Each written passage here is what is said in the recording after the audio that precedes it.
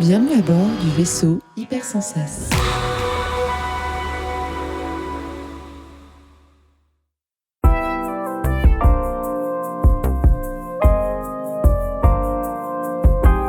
Bonjour à tous et bienvenue dans 6388, votre podcast qui fait le tour de la création de jeux de société. Je suis Zéphiriel et pour parler de tout ça, je suis accompagné du magnifique Théo Rivière. Salut. Salut Zéphiriel, comment tu vas ? Bah écoute, pas si mal que ça, content d'être à notre 7e émission et plutôt fier d'être jusque-là. Et toi, comment vas-tu ? À fond, ce qu'on peut dire, parce qu'on révèle tous nos secrets, mais c'est la première émission qu'on enregistre depuis que le premier épisode est sorti. C'est vrai. Parce qu'on avait pris un peu d'avance, parce qu'on était très très motivés. Et donc, j'avoue qu'avec au prisme de vos retours et de vos mots d'encouragement, je suis encore plus excité à l'idée d'enregistrer ce 7e épisode. Ouais, moi aussi, ouais, je suis assez contente de l'accueil qu'il y a eu ces derniers temps sur l'épisode, et c'est vrai que c'est assez motivant. D'ailleurs, c'est pour ça que je disais quand tu avais posté la photo de ton nouveau micro que c'était là, vous entendez la nouvelle voix de Théo sur cet épisode. Ah, j'espère que ça fait une petite diff en tout cas, et j'ai un bel objet devant moi, c'est un peu joli, je me sens comme un semi-pro, ça fait plaisir. C'est exactement ce qu'on veut, tu es un pro Théo, on le sait. 6388, donc on reprend finalement avec Théo toute la phase de création d'un jeu de société depuis le début jusqu'à sa sortie en boutique et voir sa vie même après tout ça. Dans l'épisode 6, on avait découpé, cisaillé, exploré tout ce qui était le contrat éditeur-auteur pour parler de tout ça et voir un peu dans les chiffres et dans les faits ce à quoi on devait s'attendre et quels étaient un peu les pièges et comment on devait faire les concessions avec son éditeur. Là, on a passé tout ça, on a notre jeu qui est prêt, il est signé avec l'éditeur, on est tout content. Maintenant, comment ça se passe, collaboration éditeur-auteur, comment elle se passe réellement, comment elle se nourrit et comment elle va grandir. Et on va s'arrêter à la fin de la production du jeu, si je dis pas de bêtises, c'est-à-dire que on va être jusqu'à ce que le jeu soit fait dans les usines et soit sorti, reçu chez l'éditeur, et avant qu'il soit encore sorti en boutique. Tu m'arrêtes ou c'est bon ? Non, comme ça on peut faire 2 épisodes, un épisode sur la relation avec l'éditeur, sur toute cette phase-là où le jeu est en cours de travail et il va sortir un moment, et après la relation avec l'éditeur et avec le jeu par extension, et avec les joueurs, les boutiques, un peu avec tout le monde en fait, à partir du moment où le jeu sera sorti. Bah écoute, je te propose de se lancer directement là-dedans. La première question qui est très généraliste finalement, mais on va la découper au fur et à mesure, c'est de se demander, une fois que tu as donné... Alors, je vais l'appeler le manuscrit, mais c'est plus le proto final à l'éditeur. Toi, en tant qu'auteur, j'imagine que tu as encore plein de choses à faire, mais et on va y revenir. Mais du coup, comment on trouve sa place là-dedans ? C'est-à-dire que à quel moment, en fait, tu as encore ton mot à dire sur quelque chose dans le jeu, ou est-ce que c'est l'éditeur qui revient régulièrement vers toi par un problème de mécanique ? En fait, quels sont les petits changements qu'il peut y avoir très rapidement sur la pré-production, c'est-à-dire avant même de trouver une usine ou un truc comme ça ? Alors ce qui est bien, c'est que vous commencez un peu à avoir l'habitude, mais ça dépend vachement des éditeurs, et vraiment les éditeurs sont très différents à ce niveau-là. Ça peut aller et on va d'abord prendre ce cas de figure-là, pratiquement pas de changement. Il y a des jeux que j'ai signés avec des éditeurs où globalement l'éditeur a joué, il était chaud, il allait le faire. Ponctuellement, ils ont continué un peu les tests auprès des joueurs, de faire tourner le proto pour s'assurer que tout allait bien après la signature du contrat.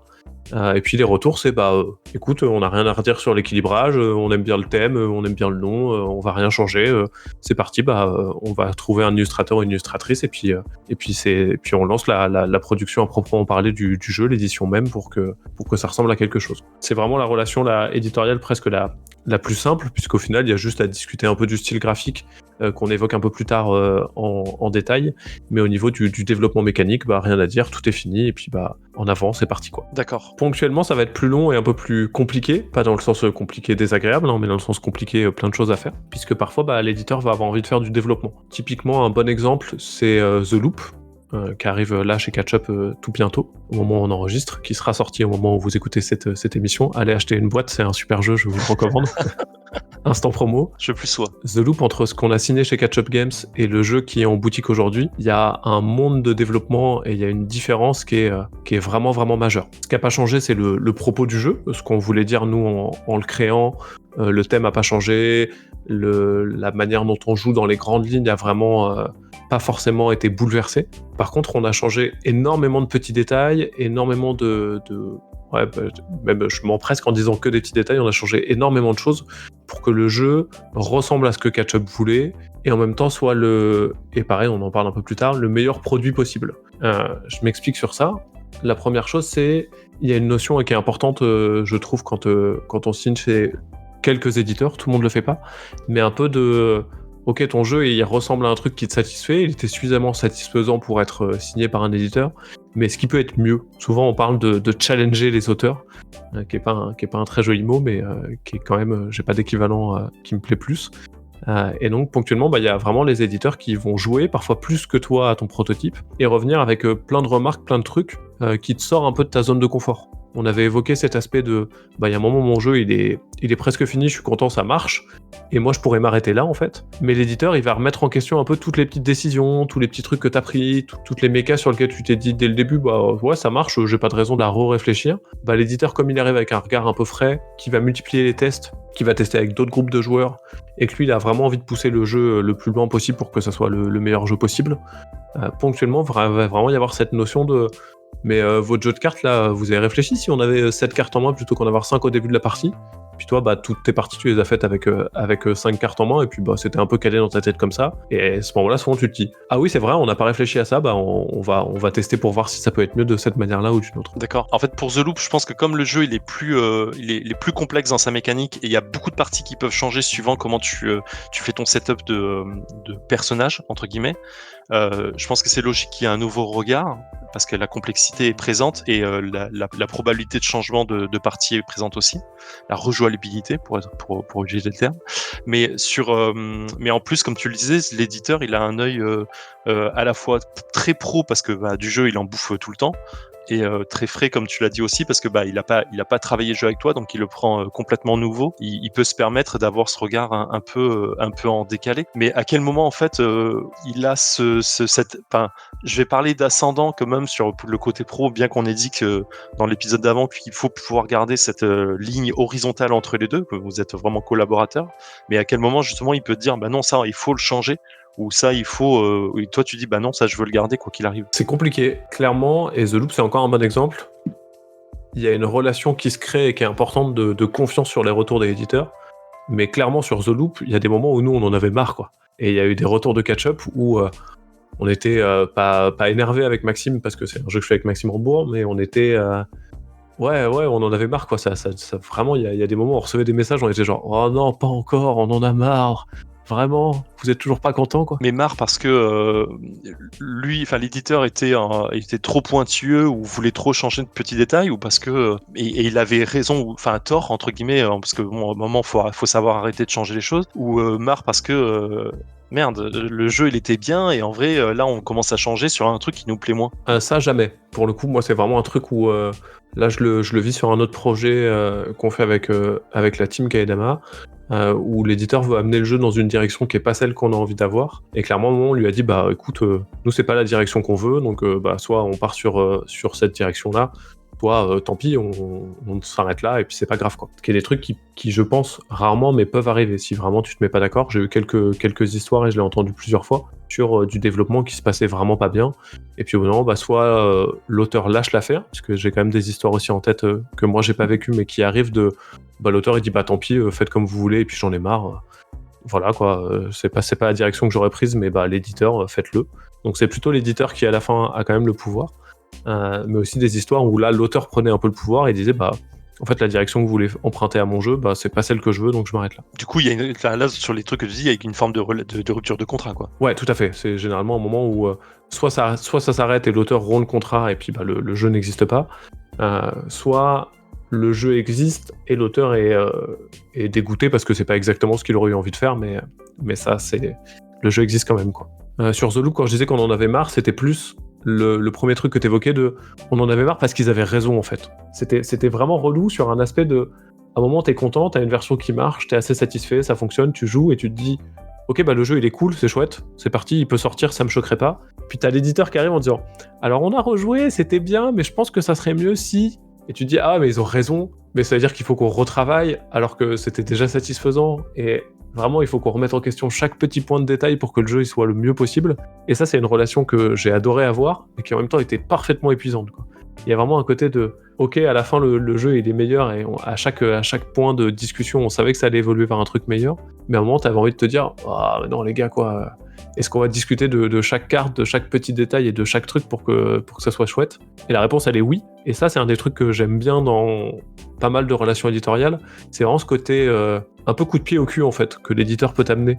De toi t'es content et puis c'est bon quoi, t'as fait ton boulot, t'es assez satisfait, puis l'éditeur il vient et il remue un peu ça et t'es obligé de revoir ta copie parce qu'il a un peu raison et à la fin le jeu il est meilleur. D'accord, mais c'est une personne qui a quand même le point de vue externe du truc, donc qui est assez légitime là-dessus, et encore une fois qui est très pro parce qu'il a le passif qui va avec, qui est légitime de pouvoir regarder le point virgule au bout d'une phrase pour dire bah non en fait faudrait mieux faire ça et ainsi de suite. J'exagère sur l'exemple bien évidemment. Mais à fond, ouais, clairement, il faut, et ça c'est aussi important et t'as raison de le souligner, il faut que ça se passe au sein d'une relation avec un éditeur avec qui t'es en confiance suffisamment pour se dire il me raconte pas n'importe quoi. Je vais encore faire de la retape pour catch-up, mais vraiment la manière dont ça s'est passé avec Sébastien Kim qui était notre chef de projet sur le jeu, c'est qu'à chaque fois qu'il nous faisait des retours, ces retours ils étaient pertinents, ils étaient intelligents, il avait raison, et d'un point de vue de game design pur, on pouvait pas remettre en doute sa parole parce que ouais il avait raison en fait. Si un éditeur arrive et te fait tes retours, et je l'ai vécu plusieurs fois, et tu te dis ah non en fait là c'est n'importe quoi, je suis vraiment pas d'accord avec ce que tu racontes, t'as tort et c'est bête, et bah derrière toi t'as du mal à l'écouter et à toujours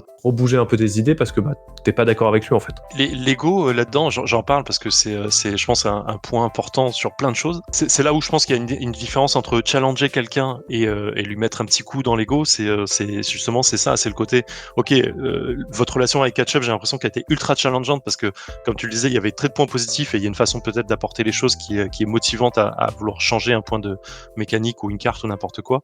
Et il y a l'autre côté qui justement où t'as l'impression que la personne veut juste faire un retour pour faire un retour, et peut-être ton ego il en prend un coup parce que tu dis bah non en fait là je sais exactement ce que je fais, et en fait c'est presque chiant d'avoir un retour quoi. Ouais 100%, ouais. Faut réussir à trouver l'éditeur avec qui tu te dis bah quand il me dit quelque chose, il apporte quelque chose avec lequel je peux être d'accord, rebondir plutôt que se dire ouais, bah non en fait vraiment j'ai plus envie que tu me parles parce que je suis pas d'accord avec ce que tu me dis à chaque fois, donc ça sert à rien. Je vois ce que tu veux dire. Ok, donc là en fait c'est une des questions que j'avais derrière, c'est de dire comment on fait pour écouter correctement son éditeur.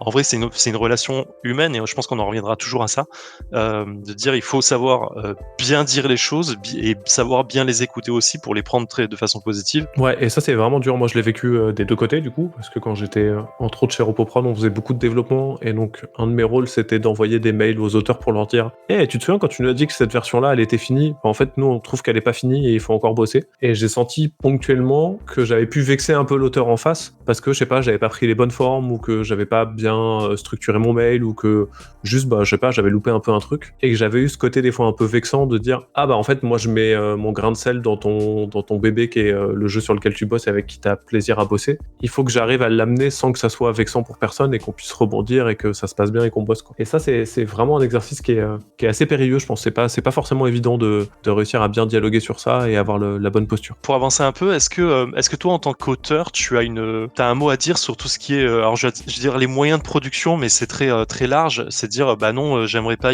travailler avec une usine qui se trouve à l'autre bout de la planète, ou j'aimerais travailler plutôt avec quelqu'un qui fait du cube en bois plutôt que du cube en plastique. Est-ce que tu vois ce genre de détails de produits? Pas trop. Moi je mets un peu mon grain de sel où j'aime, comme j'ai pareil mon passé un peu d'éditeur m'aide à avoir un peu une conscience de comment ça marche, donc je me permets ponctuellement de donner un peu des infos, de réfléchir un peu, de rebondir, mais globalement c'est quand même aussi un truc où volontairement je m'efface un peu en me disant bah c'est le boulot de l'éditeur, je veux pas être le mec relou qui vient donner son avis sur chaque point de détail, et c'est compliqué de se faire entendre, notamment parce que entre autres les lieux de production, clairement moi je fais partie des gens où si je pouvais produire mes jeux tous en Europe pour que l'empreinte carbone soit un peu plus faible et sans plastique, je serais assez chaud. Mais force est de constater que souvent il y a des contraintes sur lesquelles on peut pas pallier en fait. Donc donner mon avis et dire hey les gars, ça serait cool qu'on bosse pas en Chine, je peux le faire avec plaisir. Je sais que je serai rarement écouté parce que bah si la plupart des éditeurs bossent en Chine, c'est pour des raisons pragmatiques qui fait qu'ils peuvent pas bosser en Europe en fait. Ouais, c'est là où le côté écologie prend un peu un coup, et c'est dur à dire, mais en fait il y a une réalité derrière qu'on accepte ou pas, mais qui est comme un peu présente quand même. Pour tout ce qui est rôle de l'éditeur, t'as évoqué la partie graphique. Je pense qu'on est d'accord, toi et moi, pour dire qu'on n'en parlera pas maintenant. Et je te laisse dire pourquoi. Ah, c'est beau cet effet de teasing. On n'en parle pas trop parce que on va enregistrer un épisode spécial avec, on n'est pas encore certain de nos invités, mais on commence à avoir un peu des gens en tête, mais avec des illustrateurs, illustratrices pour discuter de cette partie-là et de comment se crée cette relation auteur, illustrateur-trice, enfin auteur-trice, illustrateur-trice d'ailleurs, si on va être encore plus inclusif, et comment est-ce que cet acteur supplémentaire s'inscrit dans le processus créatif. On va éluder cette partie pour plus tard. Est-ce que un truc, quand on a parlé du conducteur, un truc qui tu me disais qui ferait un peu grincer, et je pense que c'est très vrai, comment transformer le jeu, c'est-à-dire ce que apporte l'auteur en termes de fun, c'est-à-dire j'ai envie de faire une mécanique de jeu qui va faire amuser les gens, en produit qui est, à mon sens, que l'éditeur veut avoir, parce qu'il lui il parle plus d'un produit, parce qu'il a envie de vendre quelque chose aussi pour vivre. Comment cette transformation elle existe, et pourquoi, selon toi, c'est un peu grinçant comme sujet? En fait, il y a vraiment un truc qui est compliqué dans le milieu et dans la création ludique.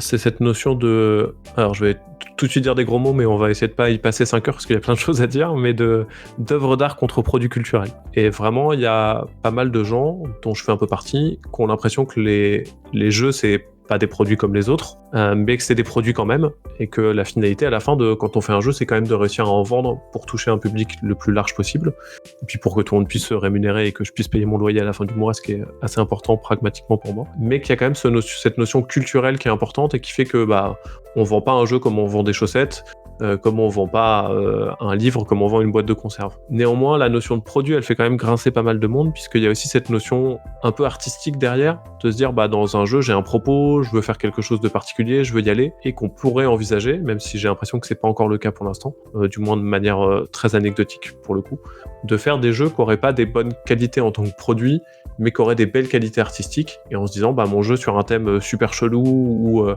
ou qui coûte cher alors que c'est une petite expérience de jeu, ou qui est produit vraiment de manière très différente, il a aussi le mérite d'exister, alors que la conscience produit, elle est pas là, elle est juste, j'ai un propos en tant qu'auteur-artiste, et j'y vais jusqu'au bout. Mais du coup, ce qui selon toi fait grincer, c'est le fait de dire, j'ai pas envie de juste vendre un truc, j'ai envie de montrer aux gens ce que je suis capable de faire, et en tant qu'artiste, c'est ça le truc? Ouais, c'est ça, ou même...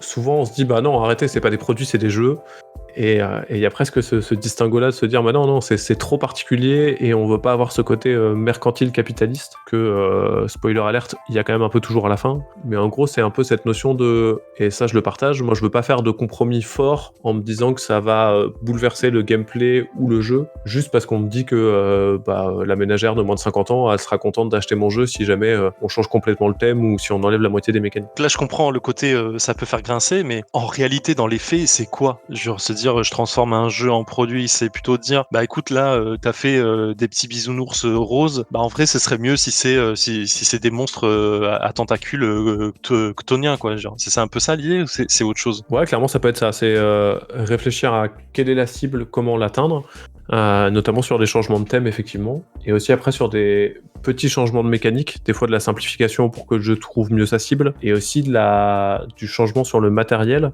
pour que le jeu puisse sortir à un prix qui soit le bon prix pour le public cible. Pour prendre un exemple très concret, typiquement moi si je fais un jeu pour enfants et qu'on me dit ça me plaît beaucoup, je vais l'éditer, c'est parti, par contre ton thème qui est je sais pas, les cactus, parce que je fais un proto sur les cactus en ce moment, donc je l'épile dans mon ligne de mur, ton thème sur les cactus il nous plaît pas, à la place ça sera des oiseaux. Si c'est bien discuté et si on me dit que les oiseaux commercialement ça va mieux marcher, grave, pourquoi pas. Si on me dit par contre mais on pense que en fait faut mieux faire des licornes et que la boîte elle soit rose parce qu'on veut cibler les petites filles, alors on va faire des boîtes roses pour cibler spécifiquement les filles, là typiquement moi il y a une logique produit dans lequel je me retrouve pas et qui va me déranger, et là je vais dire non les gars c'est pas possible quoi, on fait pas une boîte rose exprès pour cibler les filles parce que ça me dérange dans ce que ça raconte, même si vous me dites que vous avez fait des stats et que en termes de produits les boîtes roses pour les filles se vendent mieux que les boîtes unisexes ou non genrées, parce que si on met des oiseaux ça marchera pas aussi bien quoi. Du coup je pense qu'il y a un problème avec de la part de l'éditeur là-dessus, parce que finalement il a plus envie d'une commande de jeu sur se dire ok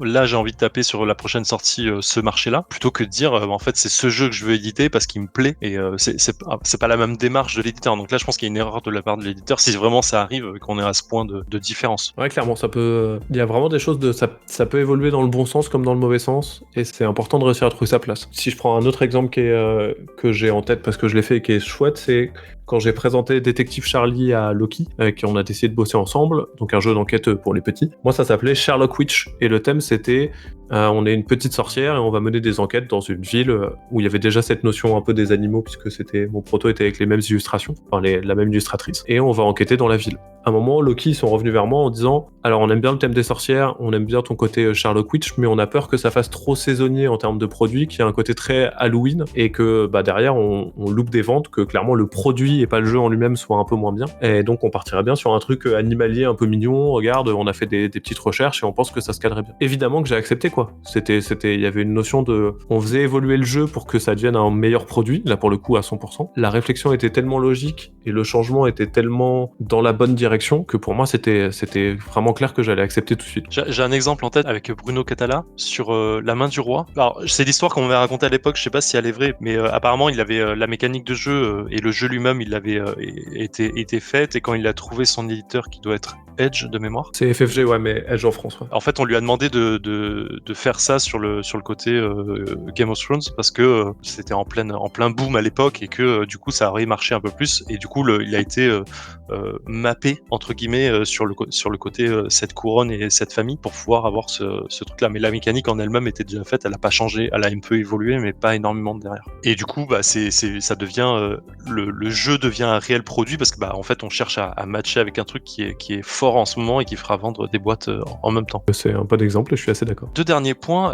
le côté, je vais l'appeler BAT parce que j'ai pas d'autres termes en tête, mais est-ce qu'à un moment, quand l'éditeur a choisi chez qui il va produire, quel type de carte on va avoir, parce que je pense qu'il y a aussi un sujet là-dessus sur le côté, est-ce qu'on prend des cartes en carton simple, est-ce qu'on prend un truc un peu tissé pour faire des cartes un peu poker à l'américaine qui sont très très solides, est-ce qu'on prend ce type de pion ou ce type de meeple, tout ça, c'est discuté j'imagine avec toi ou pas du tout? Un peu, pas de ouf. Ça dépend vraiment des éditeurs aussi, et ponctuellement il y a vraiment ce côté de on a discuté, je le spoil un peu le prochain épisode spécial, mais ponctuellement on est même à peine consulté sur l'illustrateur triste qui a été choisi, et plus on a fait le jeu, on a signé le truc, et puis à un moment on reçoit des images et puis c'est fini, à la limite on fait une relecture de règles et puis basta quoi, on a vraiment pas eu voix au chapitre sur presque quoi que ce soit. Et ponctuellement avec d'autres éditeurs on a plus de discussions. Après les détails de production type la qualité des cartes etc, c'est vraiment très rare qu'on soit consulté et qu'on en discute quoi. Donc tout ce qui est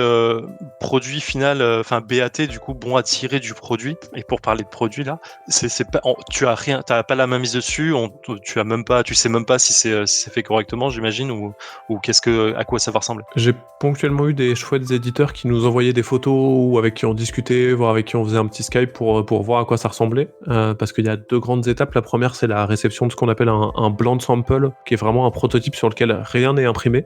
Donc s'il y a 63 cartes dans le jeu, il y a 63 cartes mais elles sont blanches. S'il y a un plateau, le plateau il est aux bonnes mesures mais il est blanc, qui est vraiment une notion de vérifier que le matériel correspond bien à ce qu'on avait en tête. Et après il y a une réception par l'éditeur une fois que ça a été validé, par ce qu'on pourrait appeler un BAT pour le coup, mais qui est un sample final qui est le prototype, le jeu imprimé, tout est bon, on peut vérifier que tout va bien.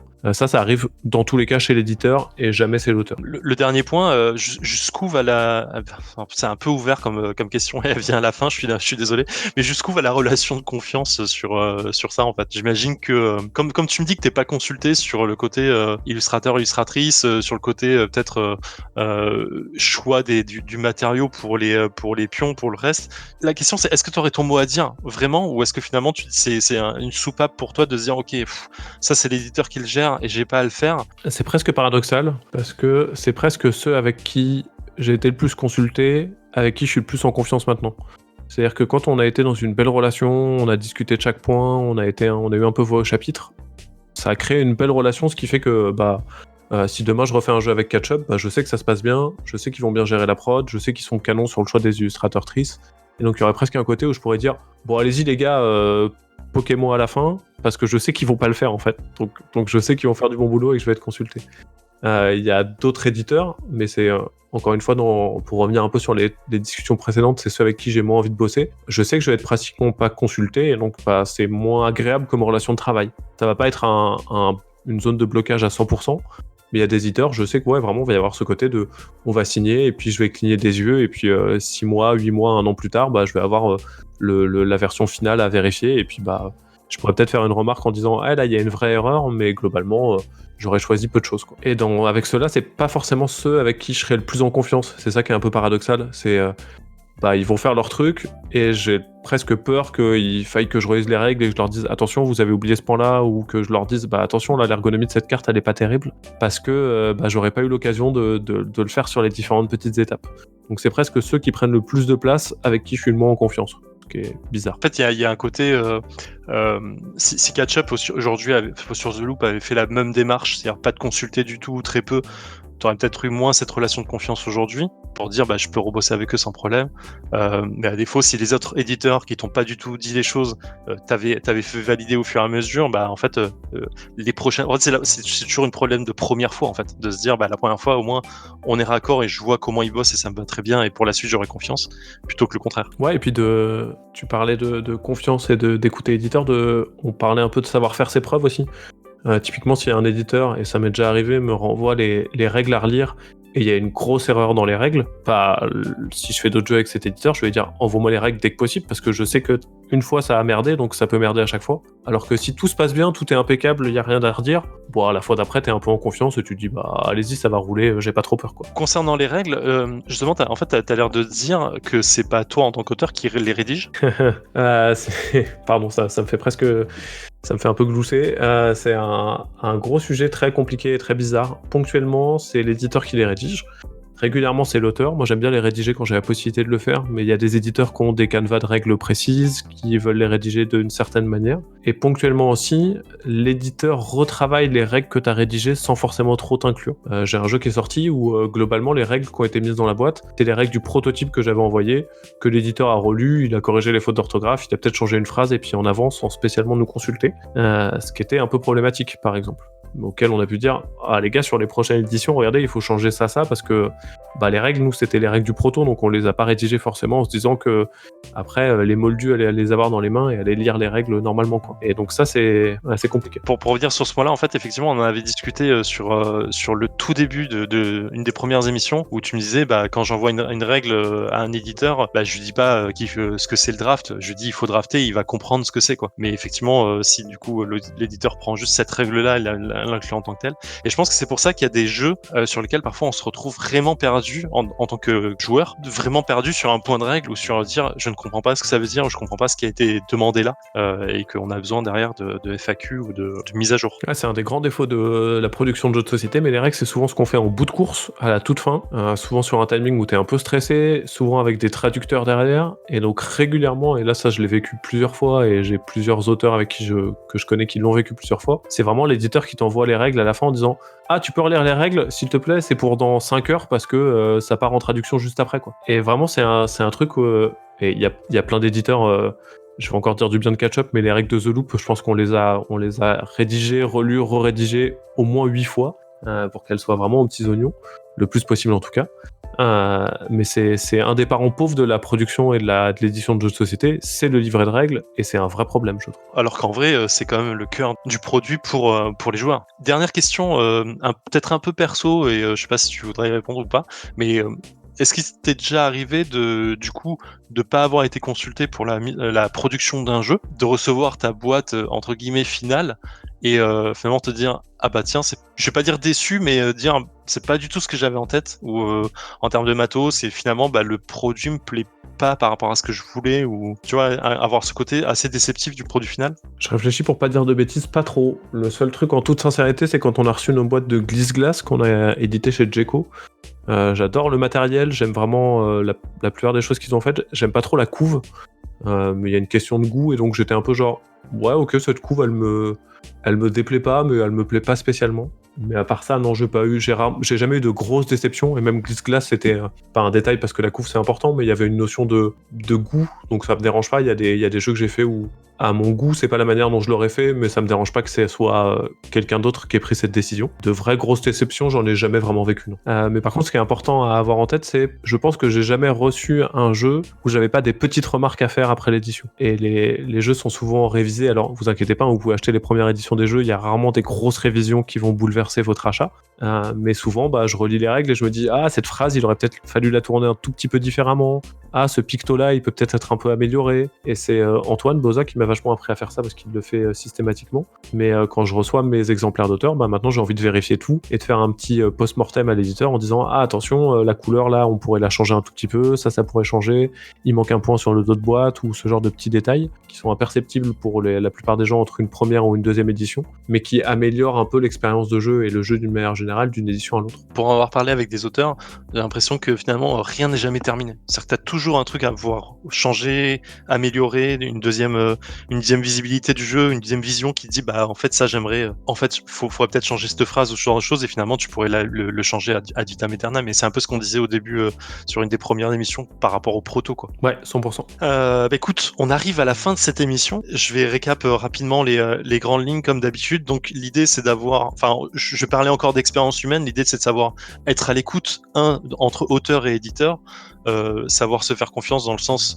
faire des retours qui soient à la fois professionnels et positifs, parce qu'il faut savoir travailler dans la positivité en général, savoir aussi se mettre peut-être un peu en retrait par rapport à son éditeur qui a quand même son boulot à faire et peut-être pas vouloir trop regarder ce qu'il fait ou trop l'empêcher ou donner son point de vue en permanence, parce que de toute façon il a son boulot et c'est plutôt pratique en tant qu'auteur d'avoir ça en tâche de fond sans forcément y penser. Savoir prendre les challenges correctement, ça je l'ai dit un peu, mais c'est important de le répéter. Savoir travailler son jeu en produit, c'est-à-dire finalement savoir le modifier et comprendre qu'il y a un marché à toucher derrière et qu'il y a une chose pragmatique qui est comme la vente à faire, et voilà, et travailler en bonne humeur et en confiance. Est-ce que ça te semble correct? Ouais, ça me semble un bon résumé. Bien, écoute, parfait. La prochaine émission, le mois prochain, on s'attaquera à un autre sujet qui est la suite. Là, donc on a notre produit fini, il vient d'être sorti d'usine, on a reçu le produit final, on est tous contents et on sait que le produit va cartonner. Mais justement, comment va-t-il cartonner? C'est-à-dire la vraie vie commerciale du jeu, pour le dire un peu de façon capitalistique. C'est-à-dire comment le suivre réellement, comment gérer la suite et ensuite même rebondir sur autre chose. Ce sera le prochain sujet de 6388. Est-ce que tu as des choses à ajouter ou est-ce que selon toi on est bon? On est pas mal, c'est un gros bébé, je me rendais pas compte qu'il y avait autant de choses à dire, donc peut-être que, comme d'hab, si vous avez des questions, donnez-les nous. Et il y aura sûrement des choses à redire sur ce sujet-là. Ouais, clairement. Ouais. Je sais pas où on en sera quand cet épisode sortira par rapport aux questions des gens, mais on en a déjà discuté tous les deux. Peut-être qu'on fera un truc FAQ qui reprendra toutes les grosses questions qu'on a eues de chaque côté sur l'édition en général et sur les épisodes, et peut-être faire un truc un peu plus précis. Moi, je suis chaud. Ok, écoutez, 6388, c'est fini pour l'épisode 7. On se retrouve le mois prochain. N'hésitez pas, comme Théo a dit, si vous avez des questions, à les envoyer. Twitter, alors on n'a pas de Twitter, mais voilà, vous avez compris ce que je voulais dire. N'hésitez pas à partager les épisodes. Je rappelle rapidement quand même que 6388 est un podcast qui fait partie du label Vaisseau Hyper Sensas, qui a un Patreon. Donc n'hésitez pas, si vous aimez ce qu'on fait et si vous aimez le label en général, à venir voir sur le Patreon et sur notre Discord, discuter avec les gens et pourquoi pas nous donner un peu d'argent pour pouvoir continuer l'aventure, aussi bien pour 6388 que pour les autres podcasts. Et voilà, on vous dit au mois prochain et des bisous, éclatez-vous. À bientôt.